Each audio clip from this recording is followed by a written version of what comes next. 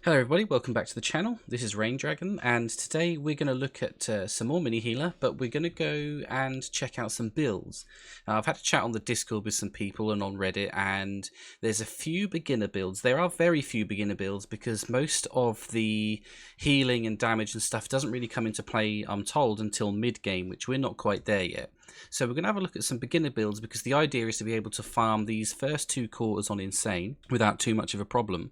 And to do so, we need some reliable builds. So to help everybody out, you've seen my Druid build we've built along the way. I've actually reset it now, but just as a quick overview, basically you take everything that increases your Renews effect and focus on your heal over times, and the range's physical damage. And then we check out, you look through items to try and see if you can find any plus physical damage, party physical damage, renew bonuses, etc. And basically you just rely on your renew, and you fill in the gaps with lesser heals or AoE heals or whatever you can find. But for the most part, that will see you through.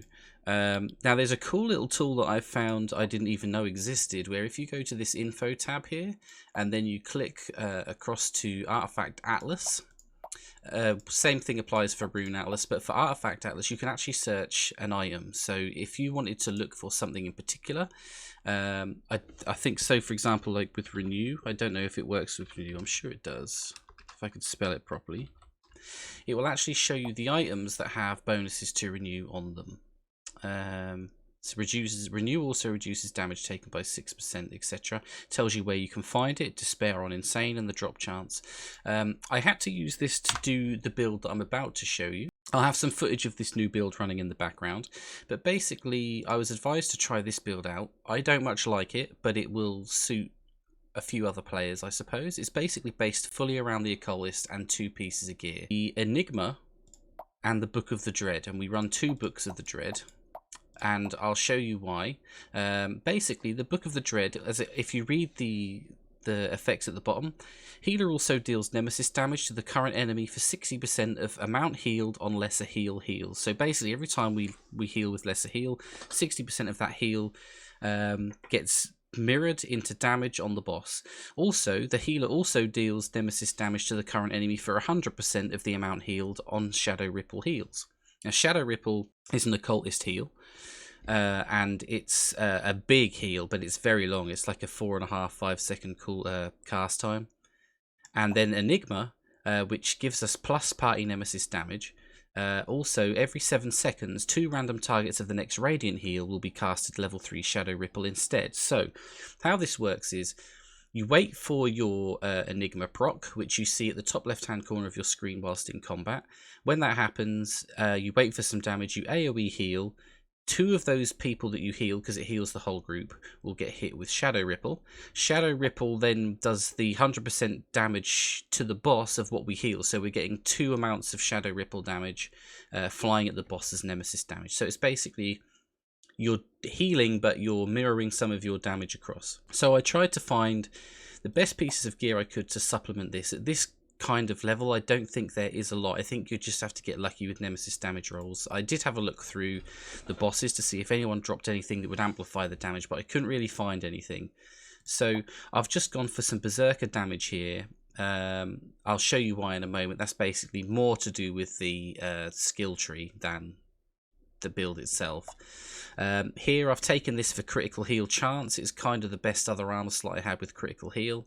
I feel like that with this build you want to go crit heal, maybe cast speed as well, as much as possible, because those two effects, crit heal chance and crit heal percent or whatever it's called, because obviously the bigger your heals, the more damage you're going to reflect back to the boss. So really there's nothing special here. I've just tried to fill in the gaps. There's obviously only a few slots to play with, and here again, crit heal chance and crit heal multiplier for the exact same reasons. So let me show you my talent build. I actually, no matter how much I looked, couldn't find anything on this build. People kept mentioning it, but through Google, through Discord, I could not find anything on it. So I've made my own take on this, and I've gone between priest and occultist, mainly occultist, and the masteries haven't really made the build much better. And you'll see in the gameplay in the background that it's kind of, sometimes you'll just absolutely wreck a boss, and sometimes you won't. It seems inconsistent to me. The chances are I'm playing it wrong, or I've not built it correctly, but it works. and it works okay. But it's not great. I don't think it's great personally. So let's start at the beginning. I've put 5 points into Surge. Increase all party members' attack speed by 10%. Again, the more attack speed, the more damage we're doing. And also, mainly for the mastery bonuses here, cast speed. It means we get to heal faster, which we do more damage overall. I have mastered that, obviously, for those benefits more than anything. Increase all party members' physical damage. Increase all party members' nemesis damage. Self-explanatory. We've taken that for the nemesis damage. Again, I've put 3 points of mastery into it, mainly just to get down to the party nemesis damage, but the party physical damage is also a nice little damage boost, and the heal power is always a bonus.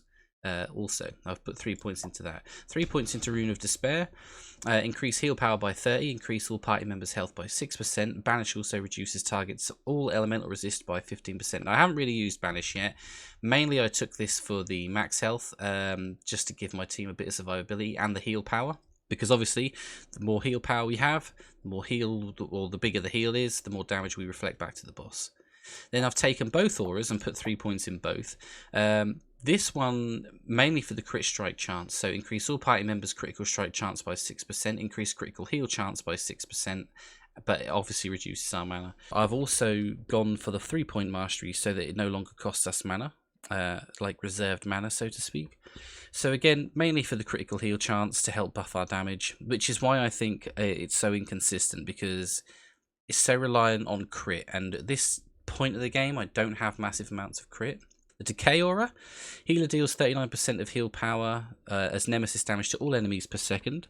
Also increases enemies' damage taken by 15% and reduce 15% of maximum mana. Further increase healer's damage by 1 sacrifice point. That doesn't matter. I haven't actually sacrificed any. This whole tree really, if you was to play full occultist, you would sacrifice a bunch of points because they buff certain abilities. And I haven't put any mastery into this yet because I've kind of only played it a little bit, so I haven't got that many mastery points, but I guess you would probably put some points in here. You'd go for the heal power.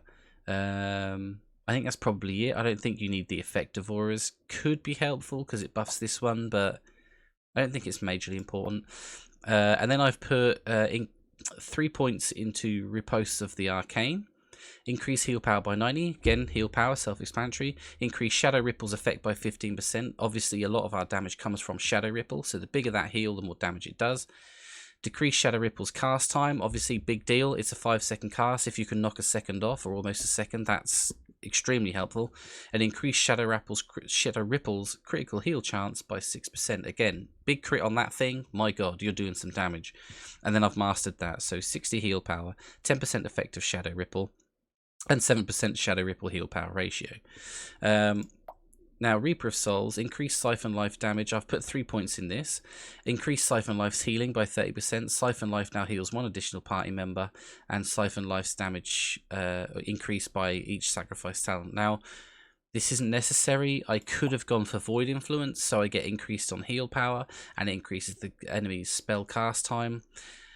But I kind of just wanted a little bit of passive healing. Outside of you know, spamming your lesser heals and stuff. There's also a talent up here, Vampirism, so that every time the enemy takes damage or your party deals damage, they restore a certain percentage back as health.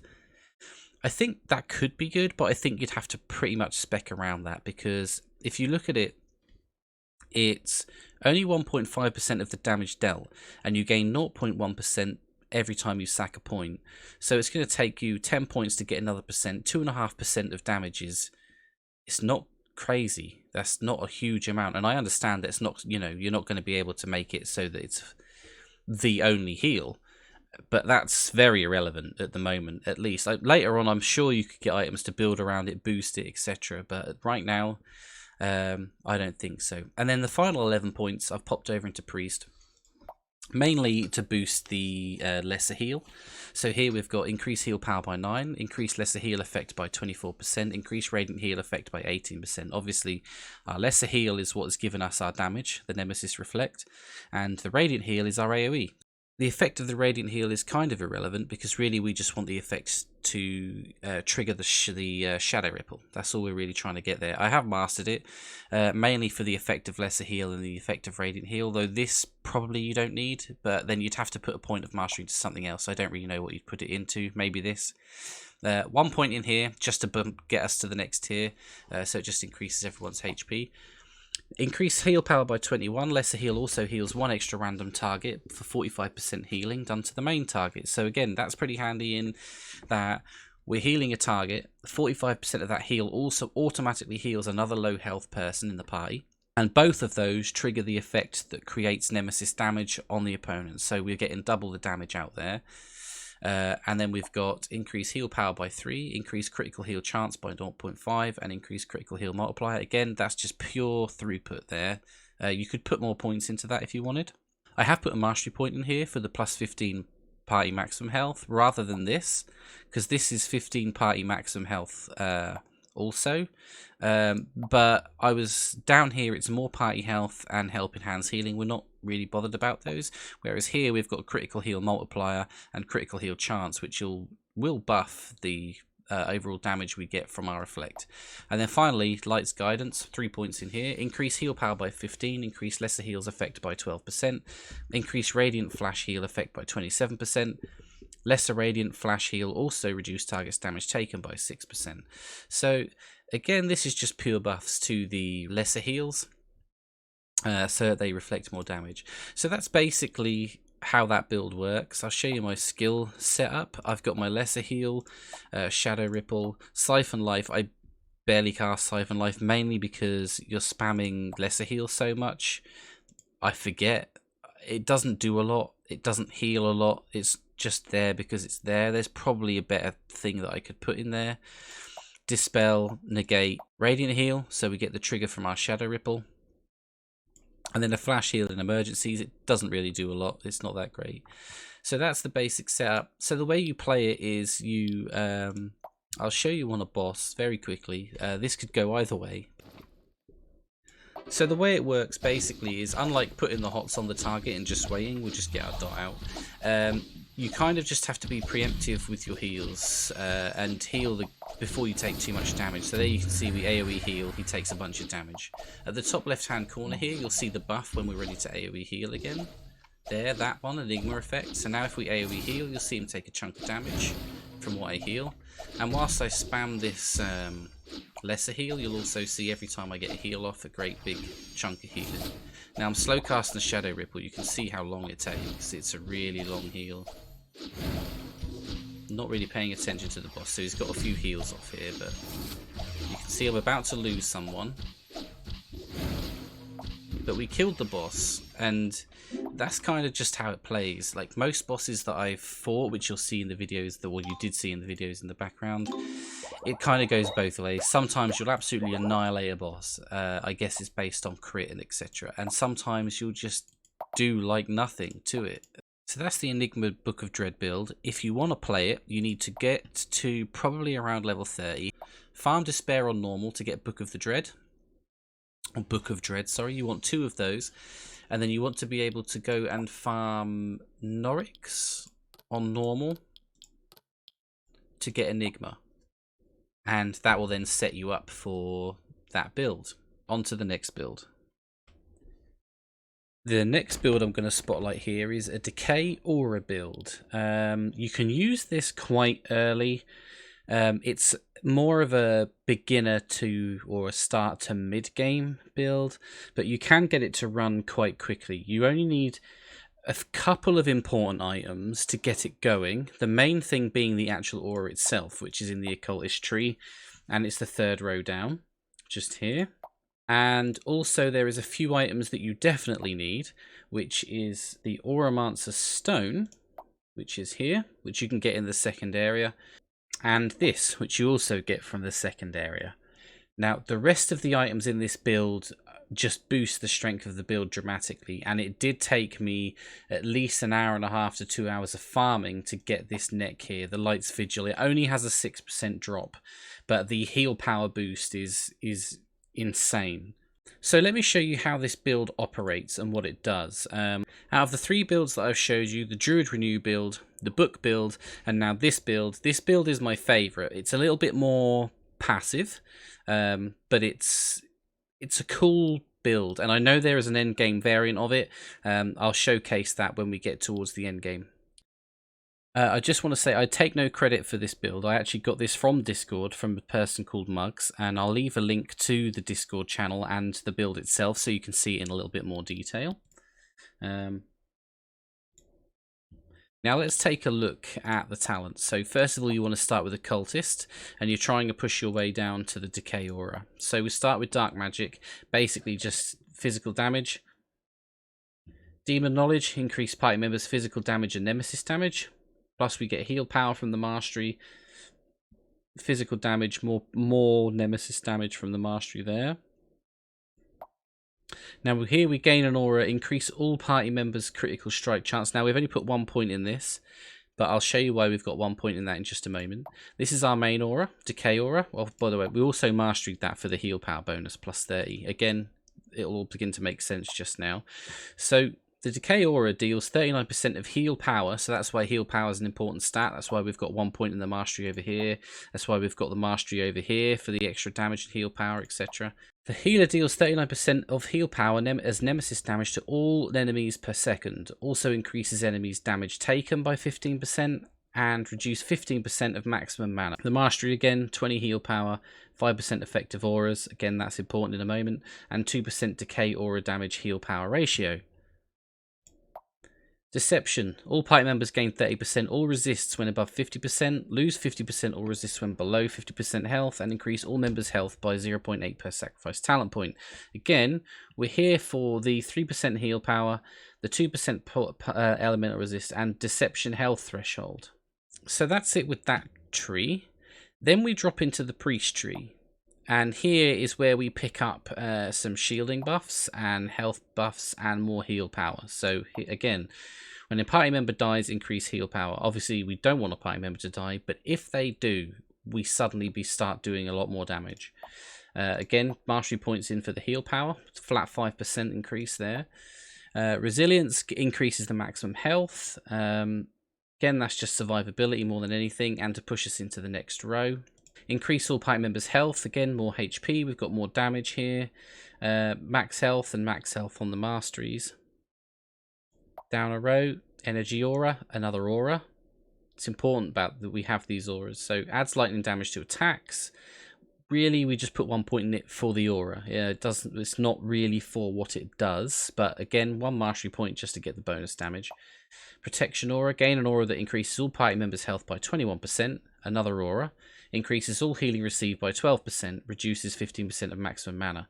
And then the mastery bonus, 5% effective auras, which is the main important part, so we just push down towards that. Aura mastery, increase heal power by 90, that's a huge heal power increase, huge 90. Reduce maximum mana reduction cost by 51% for auras, so now our auras are only going to cost us half what they would do normally, which is amazing. All party members deal 3% more damage per aura on them. So now I think we're currently about 4 auras, maybe 5 auras. So, you know, we're doing another 15%, 12-15% damage, all just from having the auras. And they're passive, they're just automatically on. Then we've gone into the mastery, so we get 150 maximum mana, 7% effective auras, and another 15%. So our auras are insane right now. Time in need, increase tank's physical resist, healer's physical resist, tank is healed for 4%. Really, we're just taking the point so we can put a mastery in it and get the heal power. Same here, tank will occasionally cast Inspire and generate health. We don't really care, we just want 1 point in it to get 1 point in mastery to get the heal power. And then going down, increase all party members' health, increase heal power by 4%, flat 4%, just so strong. 75% heal power plus 13% heal power on the mastery, and then increase shield effect. I'll show you the shield effect. Really, we use shields to keep our healer alive. Our healer, because of the aura, does all the damage. If our healer dies, we have no damage, so the shield is there to just keep the healer shielded for the majority of the time. It's a useful tool to have anyway, but for the most part, that's what you're going to be doing with it. Party members deal 12% more damage when shielded. So again, if we're lacking damage, we place it on someone and it'll boost their damage. But for the majority, we're going to put it on our priest, which is where our aura damage is coming from. So again, an increase on damage. Party members take 5% less damage when shielded, and then a huge heal power boost. 76 heal power plus 7% heal power there. And then finally, in the druid tree, We've got 5 points in here. 3 come from a talent, from a piece of gear, sorry. So you'll see that in just a moment. But basically, we put 3 points into Abundant Growth. We use this in my original Druid build, so there's a huge chance to get mana back, because the mana gain is incredible. Plus, it increases our max mana, and we've got an extra 15% on increasing the mana overall, or mana chance. And this is just a massive heal power battery. We've got 83 flat out, and then plus 15, plus 30, plus 70, and then 3% and a 5% increase. So our heal power is nuts. Then if I show you the items equipped, you'll see why it all falls together. The 2 main ones I said about earlier is the Auramancer's Stone. So plus 5% heal power per aura affecting the healer. So I think we have 6 auras total. It's 5 or 6. 2% all elemental resists per aura affecting the healer. So we've got a huge amount of resistance and heal power coming from this stone.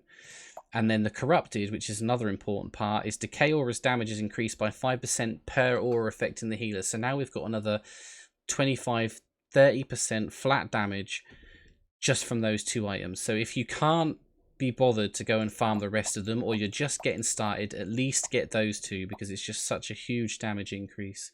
The weapons that we use Inquisitor's Staff for the Conjuration. That's where we get the +2 to the Druid ability to make us have +5 in that talent. That saves us 2 extra talent points we could put elsewhere. You could put 2 more points in it. I don't feel like you need to. Requiem. This gives us +1 Void Chains. We're not really using that. This is just for the flat out heal power. So the 185 heal power plus 3.5% heal power. That's a great boost. And this is easy to get too. I think I killed the boss twice for this. I think it's probably like a 30 or 40% drop rate. Really easy to get. Honor. Again, using this for the heal power plus the effect. Gain 20 plus current level of heal power whenever a tank blocks, and it stacks up to 5 times. So again, huge heal power boosts. And finally, this is the hardest thing for you to get, but so worth it. It's only a 6% drop rate. It took me at least an hour and a half to 2 hours to farm it. But you get 133 heal power plus 2.6% heal power. The rest of it doesn't really matter. So you can see we're completely dedicated to auras and heal power here, but it's so strong. So we're just going to do a few bosses with this build so you can see how it plays, because I think it's really fun. We'll do this guy. He's one of the new guys I've unlocked. Quite simple. Basically, he has a bubble on himself. We have to heal someone with a debuff for him to get the bubble removed. When he's fully healed, the bubble goes, and then we just kill him before he gets another bubble, basically. As you can see, he starts with low health, and he's got a bubble on him until we heal him. And I'll keep the bubble up on the priest like I showed you before. Keep the hots rolling around so that we get that mana gain back. And now he's put this buff. So now I spam heal this guy. The whole party will take a little bit of damage. And when he's healed, the bubble's gone and we can now DPS him. And you'll see the Decay Aura just do its job. No one's really doing any real damage. We've not specced into any damage. No items doing any damage. But he's just ticking away. That is literally how this build works. So it's not ideal, I guess, for people who don't like the passive style, the passive sort of way of playing. But it's so good. It's such a strong damage build. And that's it. Everyone full HP. Nothing, to worry about. We'll go and do another boss. This guy, if you've played World of Warcraft, is basically a classic butcher fight. So it's do as much damage as you can before he enrages and kicks the crap out of you. So I'll just show you this guy. Again, same mechanics. We just keep up the renews to get our mana back. Get a bubble on the priest. Now this ability you have to heal off of him. Otherwise he just keeps taking ridiculous amounts of damage. It's just like a meat hook. So now it's gone. Just dispel that. You can see his health just disappearing thanks to the Decay Aura. No one really taking any damage other than when that hook hits. And that's it. And he's now basically dead.